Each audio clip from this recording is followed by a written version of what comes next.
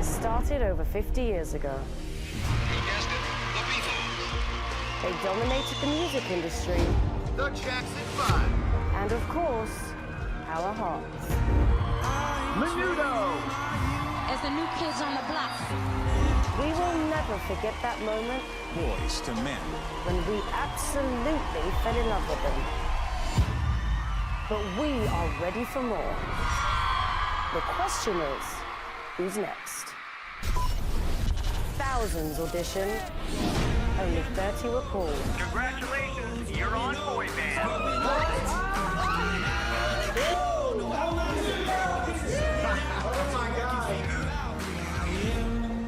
And they are here tonight. I would be the leader. I would be the soul of the boy band. I would be the nice guy. The funny one. Bad heartthrob. For a once-in-a-lifetime audition in front of music legends. Nick Carter of the Backstreet Boys.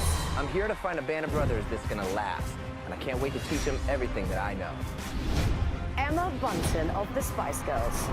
I'm here to find a group of guys with a connection who will then go on to entertain the world. Grammy-winning record producer, Timbaland. I'm here to create the sound for the next boy band, so let's go. Let's do this. Who will be in our next boy band?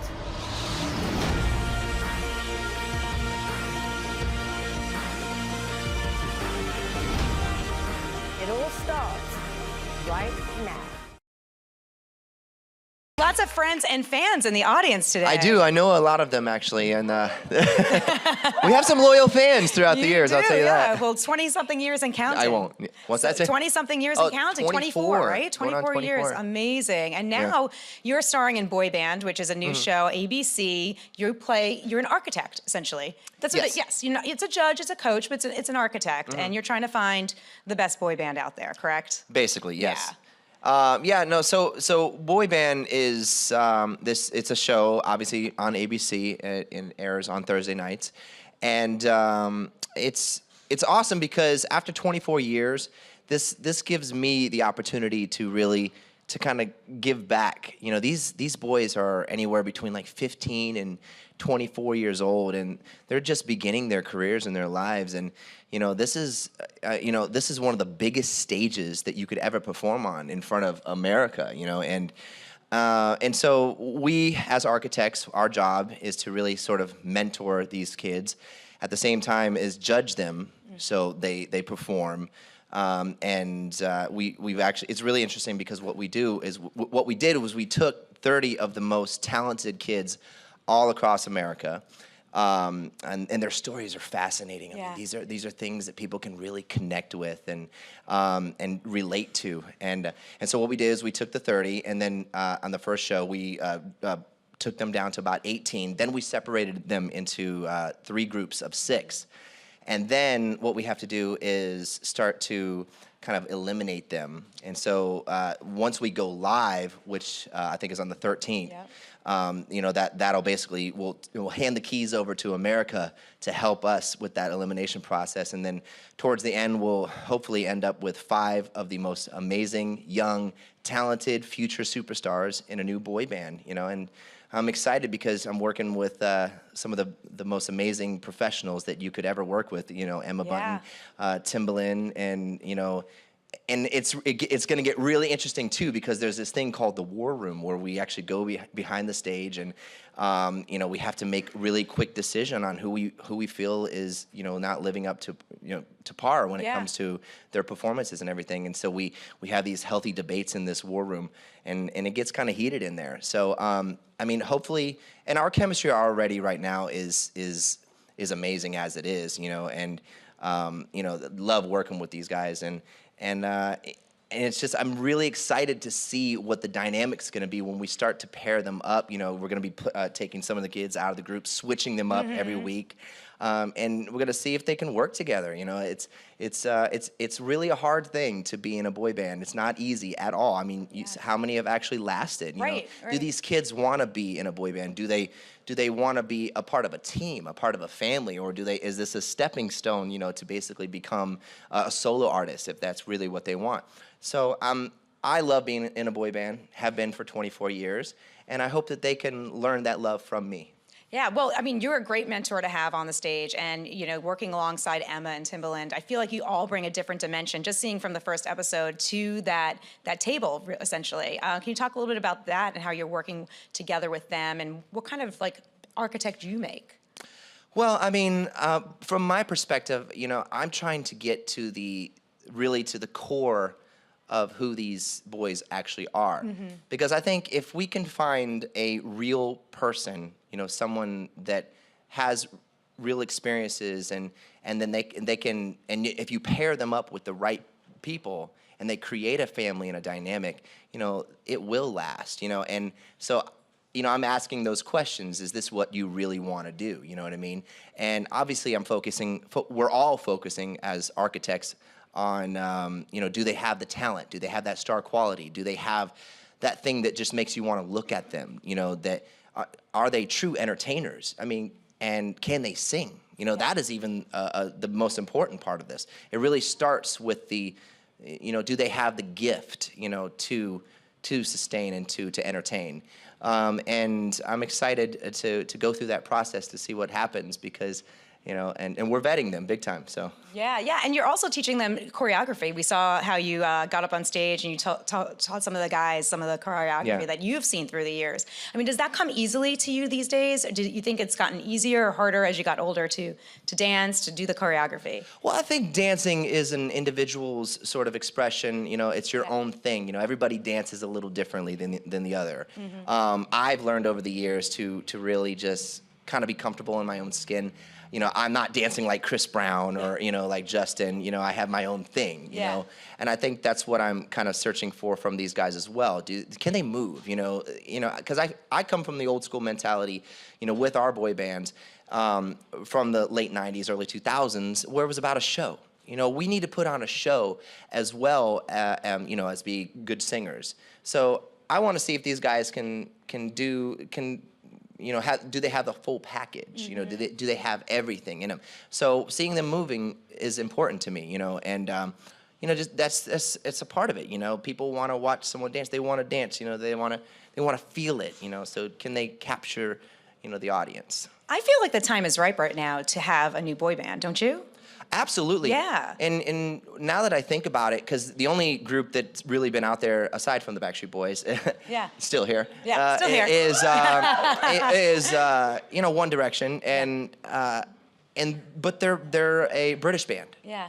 You know, when's the last time America has had their own thing? And there's a new generation out there that really wants to, that I think is hungry to experience all the things that we gave our fans. You know, they deserve that as well. You know, so I'm looking forward to America finally having their own, you know, their own boy band. We are, and we're glad to see the Backstreet Boys are still here, right, guys? So excited. You just announced that you'll be staying in Vegas through 2018, so congratulations on that. I'm going to see you guys set up a residency there for a longer period of time. What's it been like doing Vegas? You know, Vegas for us, and the way I see it, it has brought, I mean, there's all these things that like we use from our songs. It's brought Backstreet Boys back, you know what I mean? It's okay, you can use cliche. it.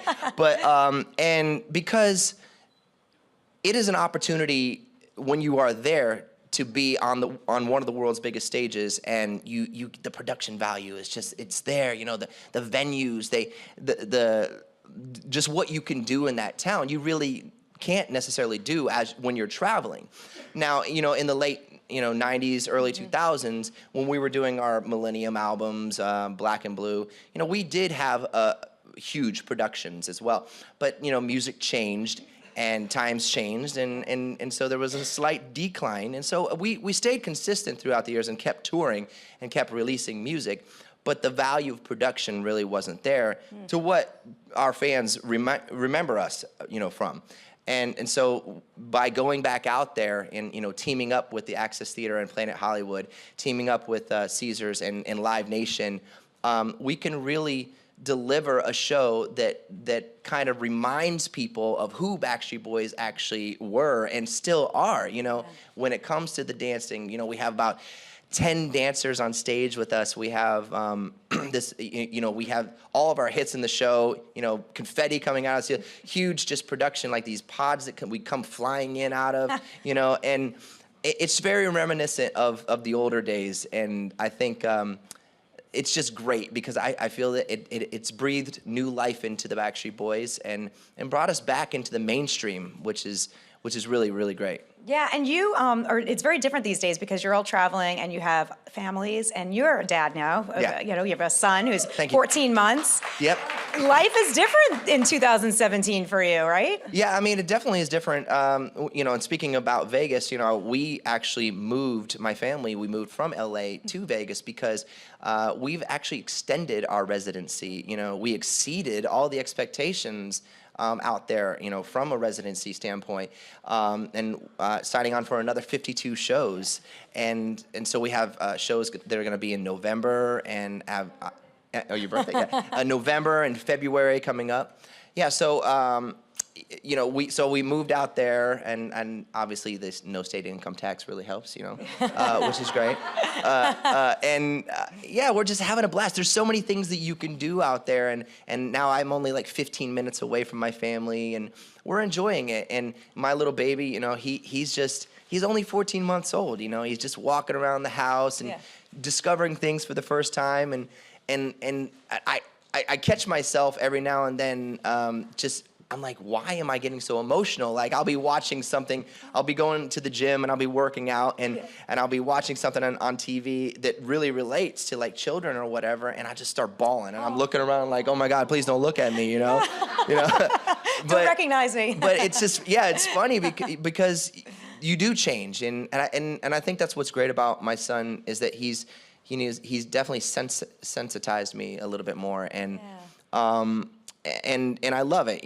I know the value of life now and what it means, and just the things that are most important to me now. And he's definitely brought that to me.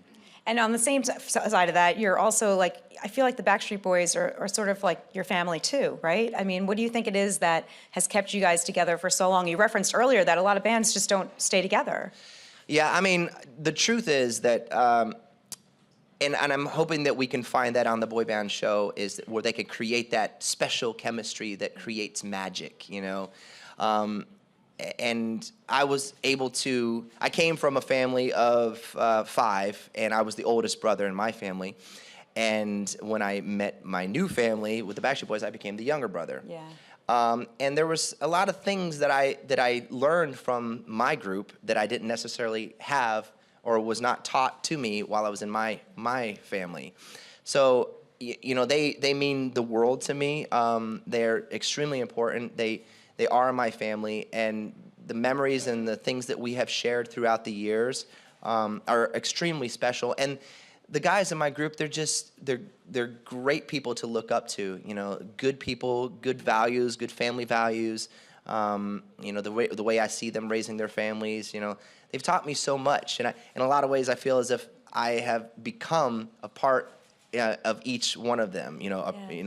And so. And I think that comes out too when we perform, when we write music, or when we record new music, and we're out there and people can see that chemistry, and it's electrifying. They want to gravitate towards it. They want to watch it. And hopefully we can create that with the boy band. That's great. Looking ahead, are you working on new music with Backstreet Boys? We are, actually. Yeah? All right.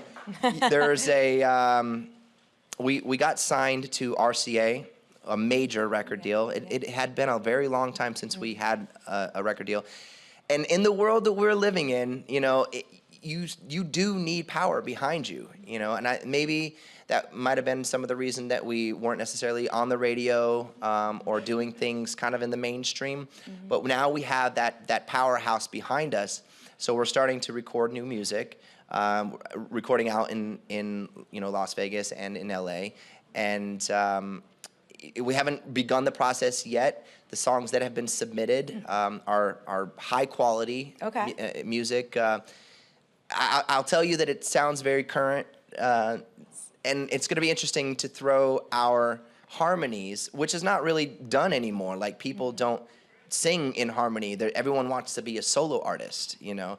But when you put our harmonies and our sound, you know, to some new music, you know, what's going to happen? You know, we're definitely going to make music that is sexy, that you can dance to. Nice. We still want to keep dancing. Yes. It keeps me in shape. That in the gym. Yeah, exactly.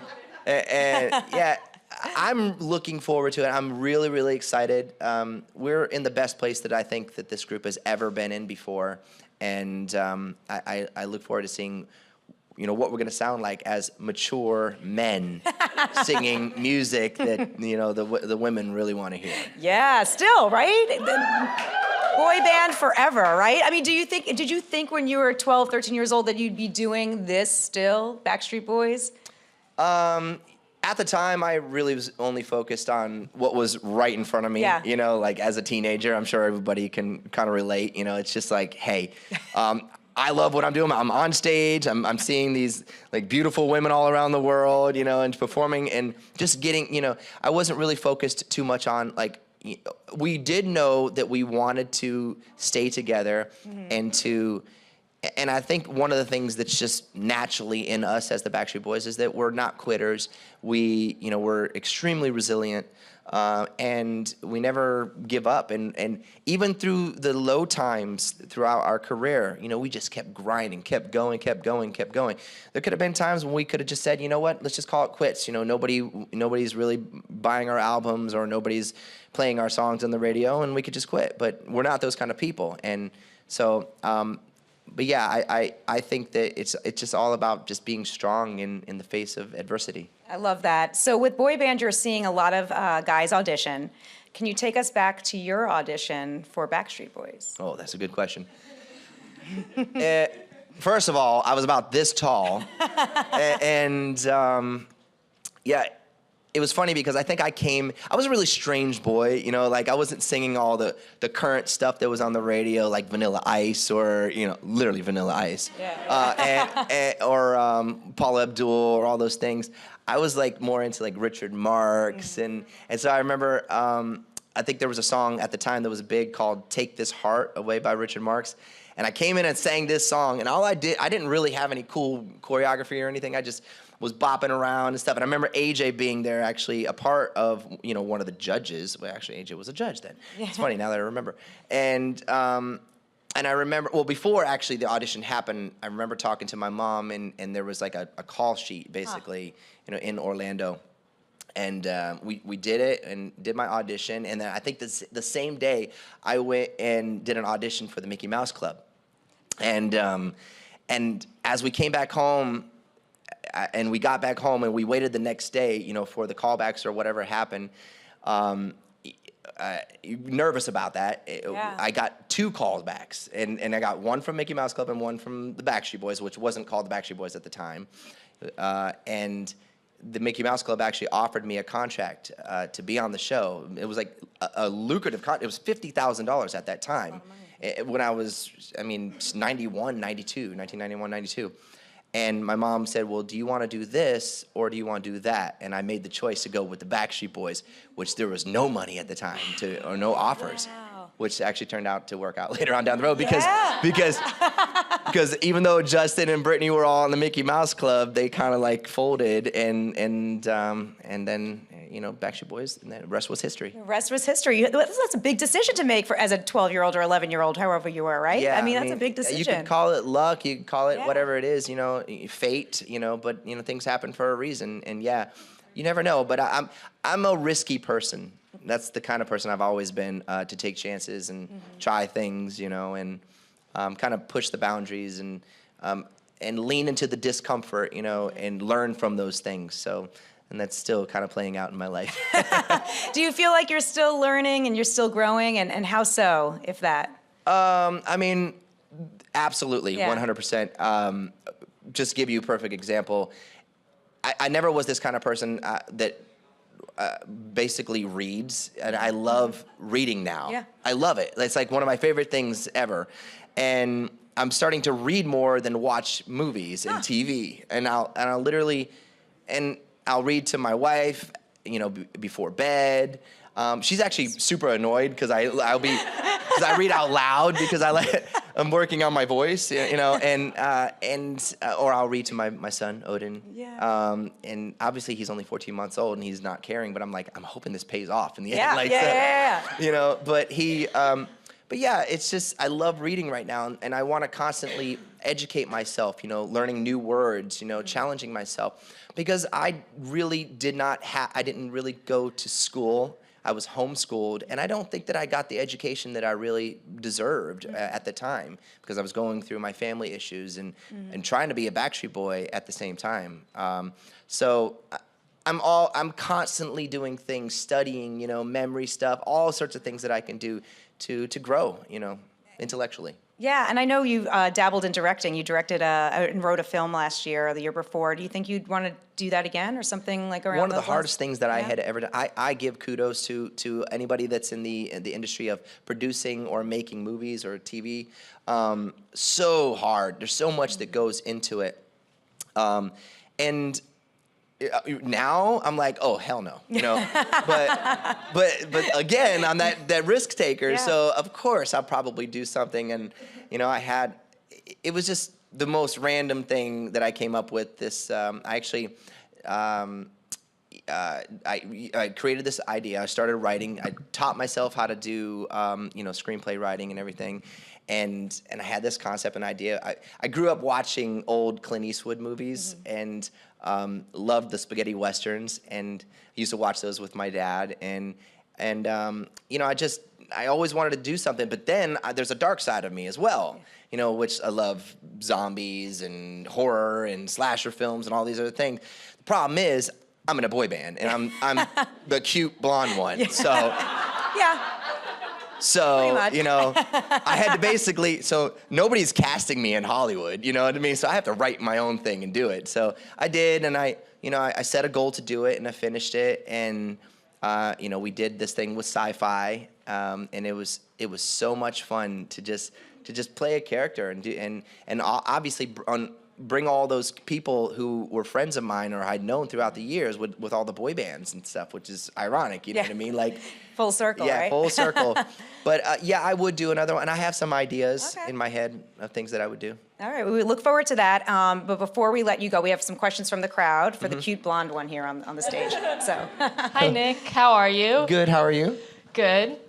So my question for you is, what is the most difficult part about being an architect on boy band? Oh, that's a good question. The most difficult part about being an architect on boy band would be the responsibility, number one, of making the right choice, and also, look, I'm human. I'm a human being. You know, I'm not a judge necessarily, but I have to be, and it's heartbreaking, or to just break these boys' hearts. You know what I mean? Like when you have to either let them go or you have to give them criticism. You know, I feel for them, you know, and I know it's not easy in any way. And I think that's probably the most difficult part about being an architect on the show, is just knowing that maybe these boys aren't necessarily right at this time, you know, for this, and maybe later on down the road, but just, you know, you got to kind of break it to them, you know, and do it in the right way and live on television. yeah.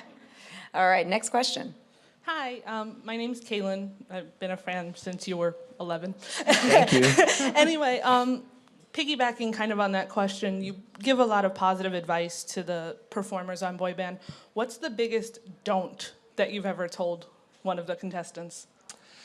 Well, I mean, we've filmed 3 episodes right now, and so, you know, I haven't really given a don't yet. And I'm sure that's going to definitely happen when it gets to crunch time. You know, once it keeps dwindling down to, like, when it becomes really, really serious. I mean, these kids are going to get a record deal, you know, with Hollywood Records. You know, we got to make the right choice. And so I'm going to get more critical because I take it seriously, and I want to get it right. You know, I think America deserves it. You know, they deserve me to do a great job for them. So I think, you know, that's what I could say. Yeah. Yeah. All right. Next question. Hi, Nick. How are you? How you doing? My question for you is, how has the process of filming boy band been different than filming your other reality shows or Dancing with the Stars? I can say that Dancing with the Stars was one of the most difficult things I had ever done in my life, okay? You know, you are not only physically put through, you know, just, yeah, I'll let you say, but put through the process, but at the same time, it's like getting all the way to the very, very end and where we started. I mean, the feeling of accomplishment was amazing, and just with myself. And sorry, what was the other part of the question? Just how has the process been different? Yeah, than and the process really has been different because as an architect, you're not dancing. Obviously, you're not there full time. It's going to be, I think, once a week on Thursday for us. We'll come in. We'll maybe do the day before a little prep, you know, on what we have to do and look with everyone. But I would like to say it's a little easier, but at the same time, it's not because of that responsibility that I was talking about. So, but they're kind of two different things because one is more kind of like physically involved, and the other one is, but again, you know, it's a big responsibility either way. Thanks for that question. We have one more question here. Hi, I'm Esther. How are you? How you doing? Better now. So my question is, how would you say that the new generation of singers is different now from when you guys were singing, and how is it mentoring the new generation and also performing for them, because now it's a whole other world performing for people?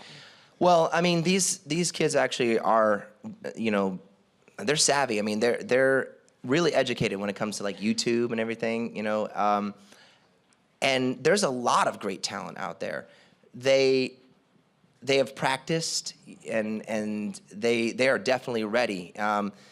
There's sonically a different sound that's coming out. I mean, it's like, I'd like to say it's a mixture between some like rap and then singing at the same time, and then, you know, they're just really, really talented, you know, overall. Like vocally, their ranges are high and low. They can.